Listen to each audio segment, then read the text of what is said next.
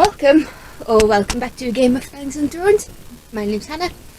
This is a reading vlog. Now, if you saw last week's vlog, which went up today, you'll know that I was fighting with I just filmed my game of TBR and was editing that on the Sunday. That took longer than I thought, and then subsequently editing the vlog was a little bit delayed. So I didn't actually get to do any reading.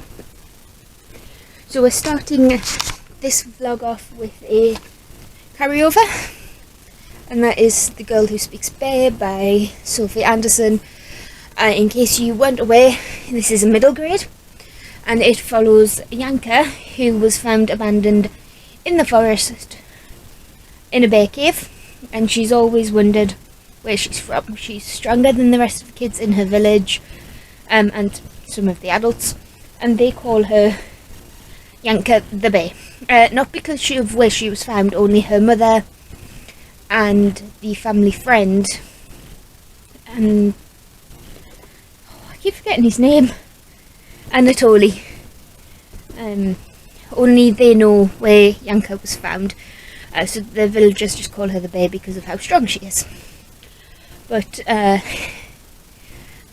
Yanka has never felt like she truly fits in. She's always felt drawn to this snowy forest, and in this village she has chosen to burn winter, which is a sacrificial, it's the festival to welcome in spring, and the winter is a straw doll that they make, and it is a traditional thing that you burn winter to welcome spring, and Yanka is chosen to do that. Now, she buckles under the pressure, and her friend Sasha, who's just an ordinary boy, has to help out, which means that these are the girls who were mean to Yanka, have more fuel for the fire. But she does it with Sasha's help. And then they have like a siege contest with an ice fort. Yanka is on the attacking team, and she ends up falling off this wall and waking up with bear legs. So Mamucha, her adopted mum, wants to take her to the mainline hospital to try and heal her, but Yanka runs away into the forest to learn more about herself. And so far, I give this a 5-star read. It's made me so emotional, and I just love Sophie Anderson's books. I have Castle of Tangled Magic and The House with Chicken Legs, and gave them both 5 stars. So that's another one that's looking promising. There's a bit of a late start to this vlog because it is Monday. I went swimming. I managed about 35 lengths in just under 45 minutes. No, I don't know why my watch always wants to end it on an odd number. It should be 36, but we'll just go for 35 because that's what the watch says and I lose count. I also started, if you follow me on Instagram, at A Game of Fangs and Thorns, you'll know I started another project. This looks even better on camera than I thought it would. Is going to be a hooded reading blanket. Basically, it's going to be a hooded blanket, and I'm going to go through so much wool. So I'd best get a move on. I have a book to finish. I want to do another row of this before I call it a day. But yeah, not much happening on a Monday. Oh, I did get this really cool order from a company called Mermaid Straw. You may have seen them on Facebook. But they are basically an American company that does reusable straws and drinkware. And I bought something. I bought a tumbler, which is beautiful. It's purple, really nice lilac lavender type colour. And I bought a telescopic straw because I like my straws, I just forget to put them in bags, but this telescopic one has a clip, so I can clip it to the bag. And it has a case so I know where I can put it when it's dirty. But anyway, not sponsored. I just really like that company and wanted to shout them out. But yeah, that's it for this update. Just a nice little short one. Is that a spot on my nose? There. Probably. Anyway, we're just going to call this a day before I start rambling too much. It's Tuesday. I did finish The Girl Who Speaks Bear by Sophie Anderson last night. Is any surprise, but I'm giving this 5 stars. I just thought it was so sweet, so relatable, even though she doesn't. Nope, I'm not going to spoil it.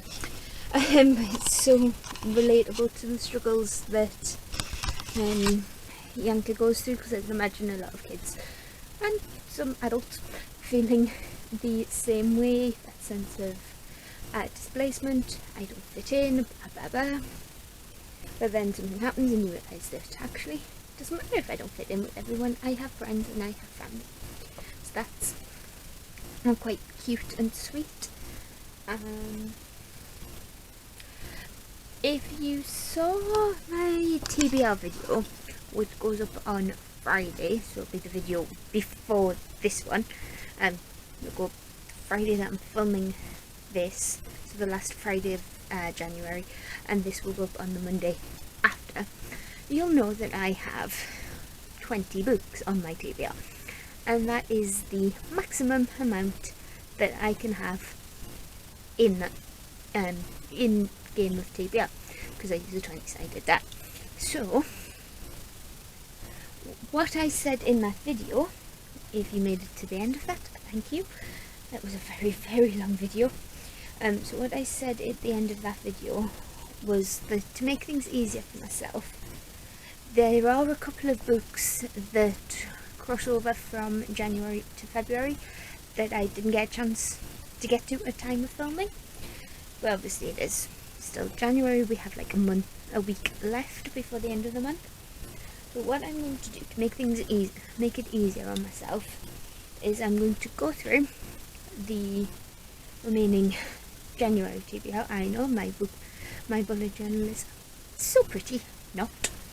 I'm going to go through the remainder of this one and reference it against the books that I've got on the TBR cart already. It's just there. Please excuse the washing, I have no room. So yeah, that pile, and I did also do my February spread for my bullet journal as well, and again that looks so pretty, not. But I have my game of TBR prompts on here as well. So I'm just, basically this is a long-winded way of saying I'm going to be prioritising the crossover books first. I think Gathering of Shadows by V. Schwab is on there, Willow Moss and The Lost Day, so I'm going to either be reading that, or I'll probably go off that and just read something from the February TBR, because we are starting it early. I filmed the TBR video, that means we start the TBR, especially when there's like 20 books. I'm doing alright for books read this month actually. I think I'm on like 10. Let me see, let's check. Yep, read 10, one of which was a reread, so still counts. And some of them, and I have been quite lucky. I have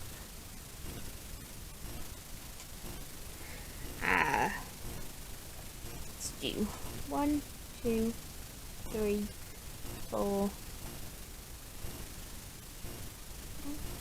2, 3, 4. I think there's about 4, 5 stars on here. 1 DNF, a couple of, and the remainder are like 3.5, 3.75, 4.5, and a 4 and 4.75. It's quite a good reading month so far. Obviously we're not quite at the end of it, so I'll leave that for my wrap up. My phone just fell over. So I'm going to leave this little random rambly update here, and probably go in the shower and then read. I don't think there's much else for me to update you on. Oh, by the way, I did find out about that job that I was excited about. I can tell you now that I did apply for a Lumicrate.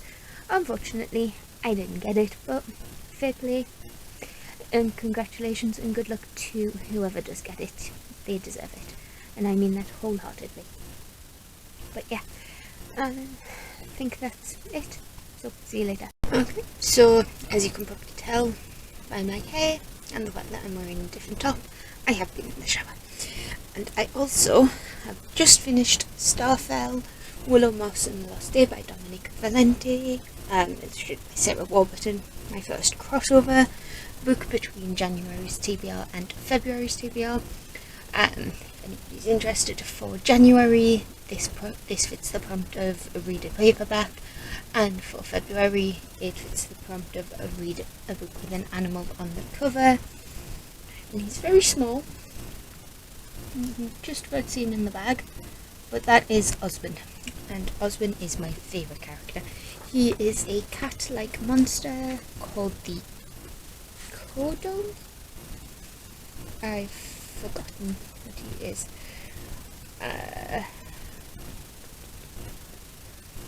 Something like that.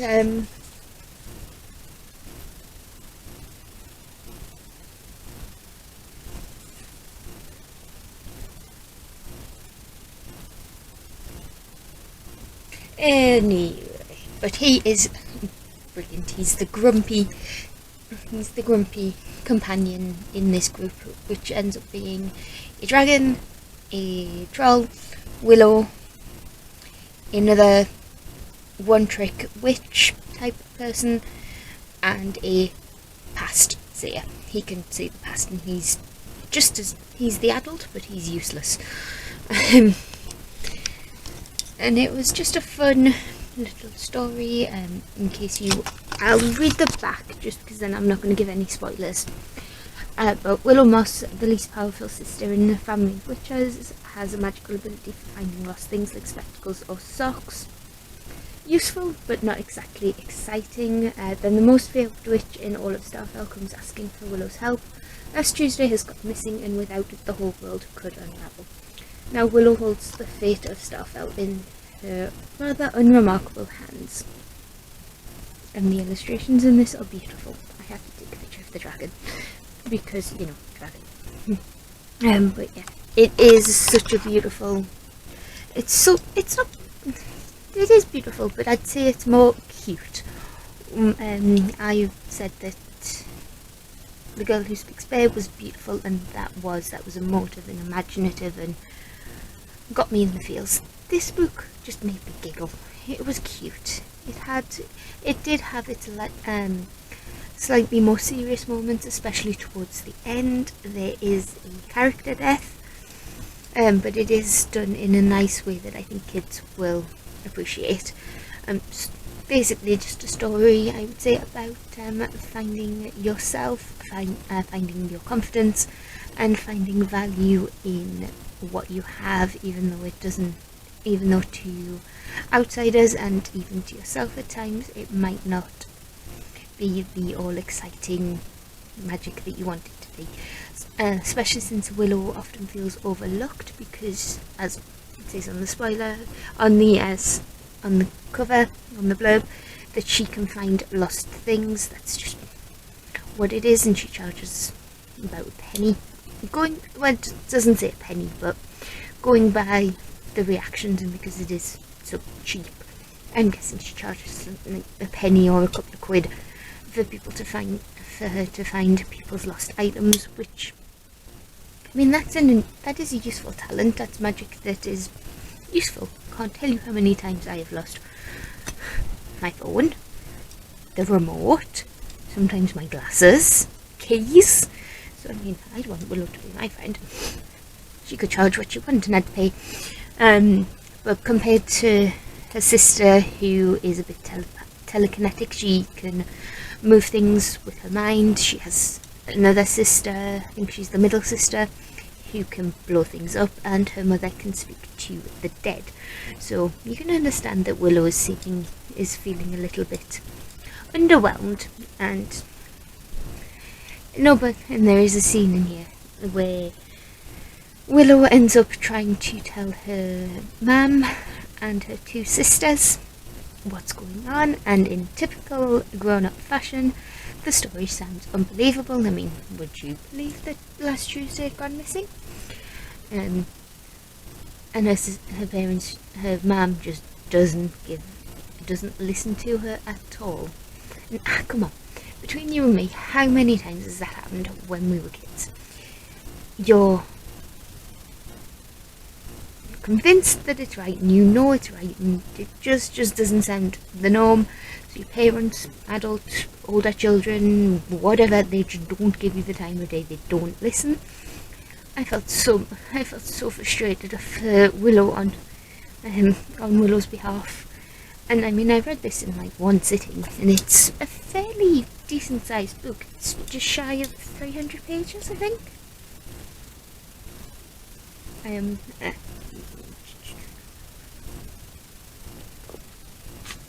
Yeah, I should really start writing these down again. But it is about 286 pages. That doesn't include the acknowledgements, because I don't always read them. And my edition does have an extract of the second book. I'm not reading the extract because I will just want to continue with the second book. This is cute, fun. I'm giving it 4 stars. I did really want to love it, especially when I found out there was dragons in this, but it just didn't give me the wow factor and the same feels that The Girl Who Speaks Bear does. I think that's going to be the... I have my standards now, don't I? I have a new favourite thriller. Never read thrillers before. Well, never read that kind of thriller that's as good as you before. I have my almost 5-star vampire book, which I read at the beginning of the year. I have my 5-star middle grade, a couple, and then I have a couple of 4 stars. So we're doing good. I know I've mentioned this just in the previous vlog, but in the previous clip, but I'm excited about this reading.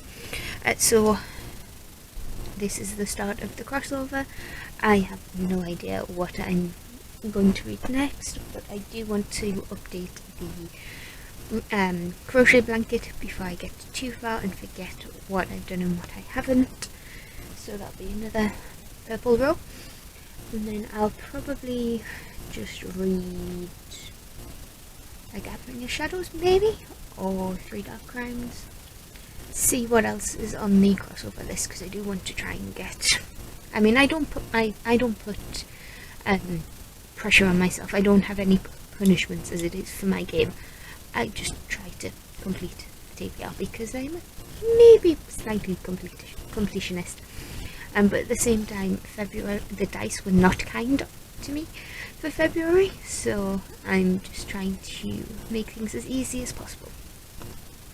So I'll probably just update you tomorrow with what I've read and maybe initial thoughts, because it is 10 to 9 and I do want to finish this, and I do want to get the blanket sorted before I read another book. So I'll probably see you tomorrow. Hi guys, Wednesday, swimming day, which is why my hair is like this. I have a little bump there, which we're not going to talk about. I'm sure I told you about Willow Moss, which was the book I read. Did I start and finish that all in the same day within a couple of hours? Yes, I did.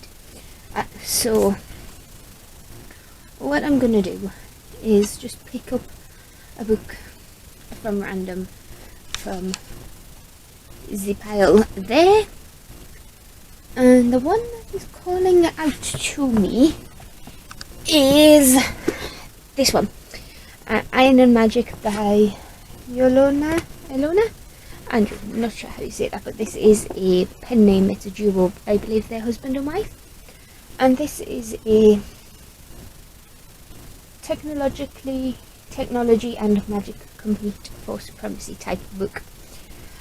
It's the first of the series, The Iron Covenant, and it follows... I'll just read the back.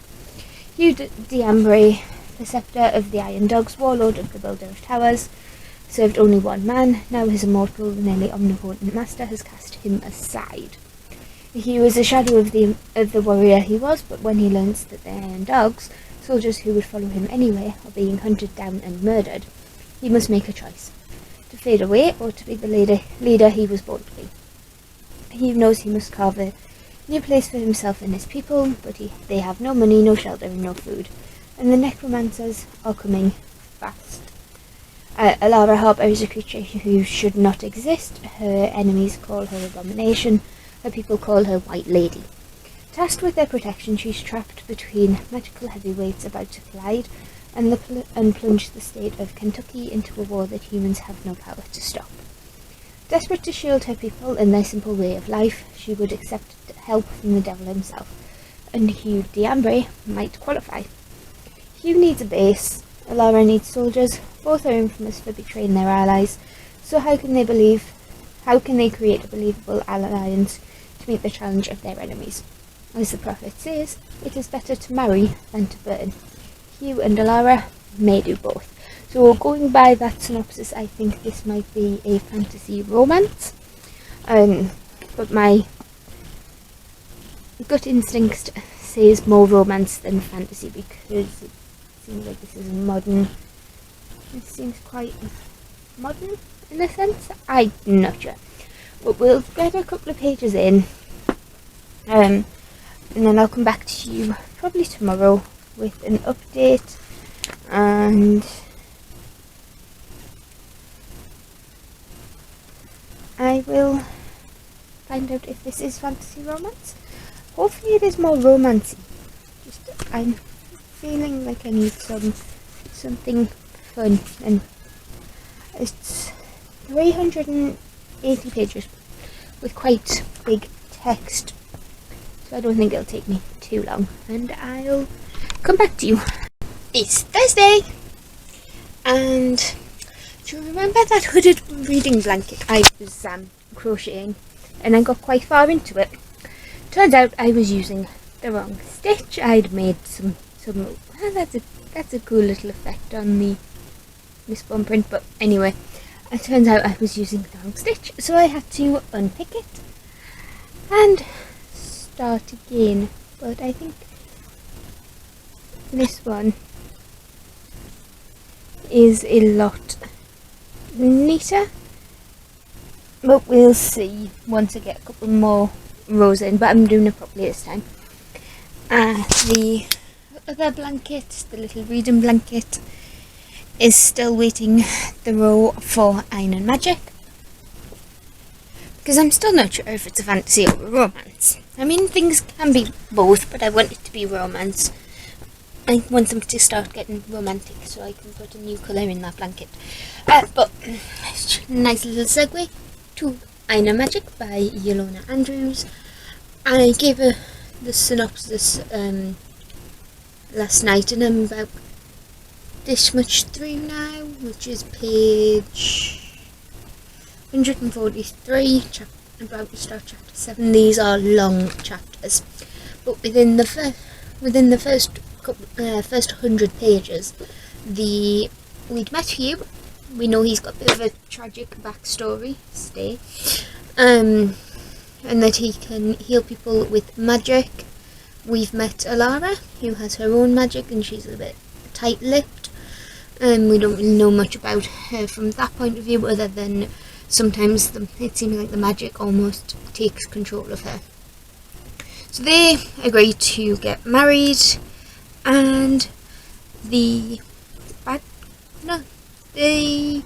separatist group from Alara's people, again we don't know much about that, but the separatist group trash their wedding because they believe it's real, and yeah, so Alara and Hugh hate each other at this point, but there are glimpses and glimmers of a potential romance. It's got that sexual tension.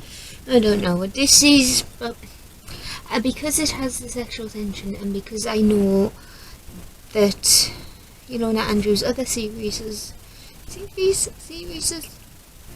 Anyway, I know that there are other books that are counted as romance, so I'm counting this as romance, unless nothing happens and it just fizzles. But because they spend a lot of time wanting to make each other laugh and pretending that, it seems like at this point they're only pretending to hate each other. So far this is a 3 to a 4 star, maybe, somewhere along those lines, and I probably will have it finished by tonight, maybe. But yeah, I think that's it for this update, and by the time I've finished it I will know what colour row to add. Hopefully it'll be my romance colour, because this blanket is looking very purple with that one random stripe of grey for sci-fi. But look at it, the little grey. It looks so lonely. The two cream are okay, but the grey just looks so lonely. But yeah, that's enough rambling. Time to read.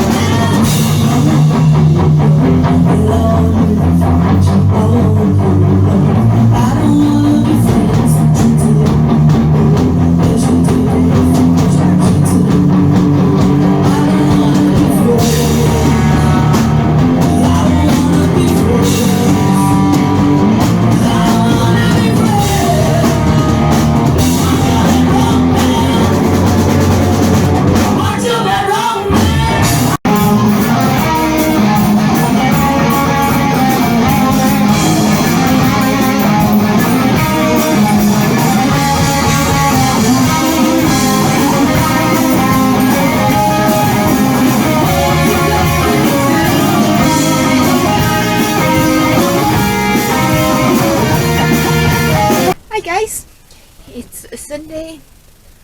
Friday there was no update because as you'll have seen from the clips that I hopefully put up. I went to see a cover band on Friday with Sean. That was amazing. It was the Hope City Rockers, and if you're in the Durham area, I think it would be next week. Definitely check them out. I finished Iron Magic on Thursday night. I just didn't vlog, and I gave that 4 stars. I did enjoy it. I thought it was a good start to the series.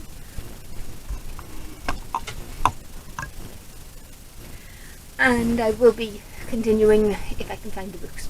I did end up putting it as a romance and not a fantasy because it got very smutty towards the end, but it was in a way that made sense to the storyline. It was organically created. These kids, no, they're not kids, they're adults.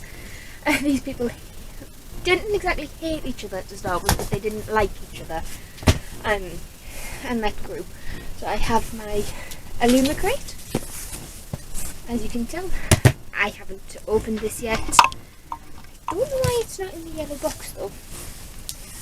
Maybe they've run out of yellow boxes again. No, that's not my letter opener. That's my letter opener. Right. So we will open this together.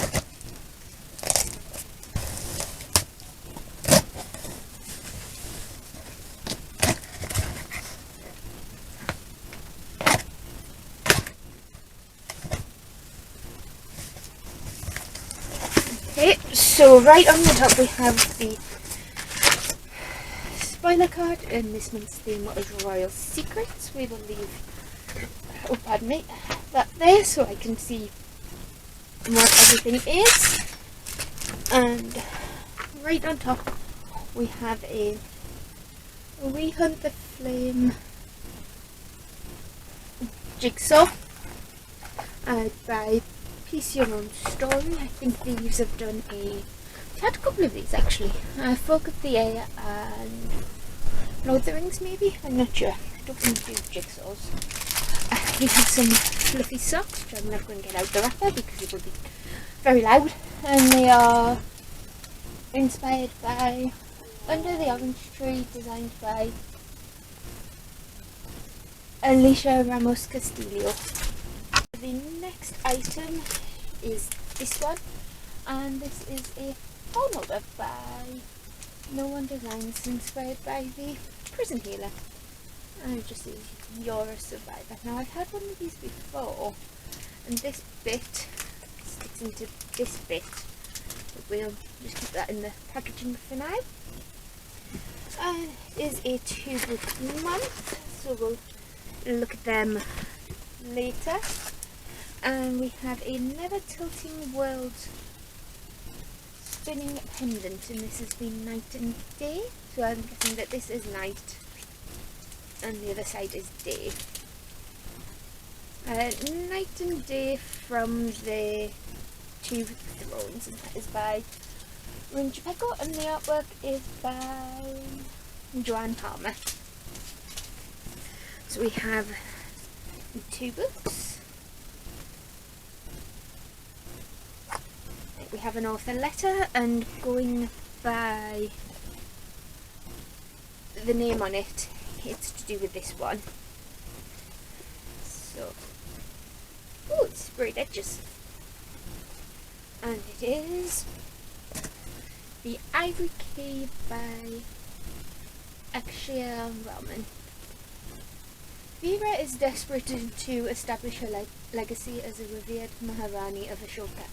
But with the country's only quarry running out of magic, a precious resource that has kept Ashoka safe from conflict for centuries, she can no longer protect her citizens from the looming threat of war.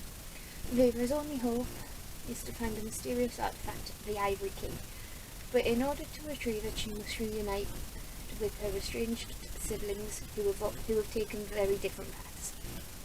Viva, Ronak, Caleb and runaway Raya each have something to gain from finding the Ivory Key, and even more to lose if they fail. But with each sibling harbouring secrets, the very thing that brought them together could tear apart their family and their world for good. So, and on the front, you don't think you'll be able to see it, but it says 4 siblings, a country in ruin, one quest to save them all. We have some sprayed edges, and it is signed. There's a little message, so that's nice. We'll pop that in there. I forgot it was a 2 month. Then we have the main event with it's a naked hardback. This is pretty, and I haven't even seen what the book is yet. Okay, it is This Woven Kingdom by Tahara Murphy. Author letter. Pretty end pages. Yep, we have a signature and the author letter as well. So, clashing empires, forbidden romance, and a long-forgotten queen destined to save her people. To all the world, Alicia is a disposable servant, not the long-lost heir to an ancient Jinn kingdom, forced to hide in plain sight. The Crown Prince Cameron has heard the prophecies foretelling the death of his king, but he could never have imagined that the servant girl with the strange eyes, the girl he can't put out of his mind, would one day soon uproot his kingdom and the world. And just look at this pretty edge. This is so pretty. I think this is really nice. I can't stop staring at it anyway. Put it down, Hannah. Next month's box, if anybody is interested, is Bad Blood. Chosen book this month is the start of a Scottish-inspired adult fantasy duology set on an enchanted island. With young girls vanishing from an island clan, the clan heir and her childhood enemy, a bard reluctantly returned from the mainland, must work together to solve the mystery and ensure the girls' return. But will they uncover more than the location of the missing children? Love this multi-POV book, brimming with Scottish imagery and secrets to be revealed. Redesigned cover, embossing on the hardback, digitally printed edges, artwork and papers by Mistlin.art, and also signed by the author. So that's quite a nice one. The book I am currently reading and will probably read for the rest of the week is Fire and Blood by George R.R. Martin, and that's just basically what it says on the tin. It is the prequel to the Game of Thrones series, charting the rise and fall of the Targaryens, and for being told as a history, it's actually quite readable. It's quite digestible, and I'm giving that at the moment it's getting a 4 to a 4.5 because I'm only a couple of pages. I'm only about 200 pages in, and that's like a 700 page book. But that's it for this video. Give it a like if you like it, and hit that subscribe button if you want to see this, talk about these, and I'll see you in the next one. Bye.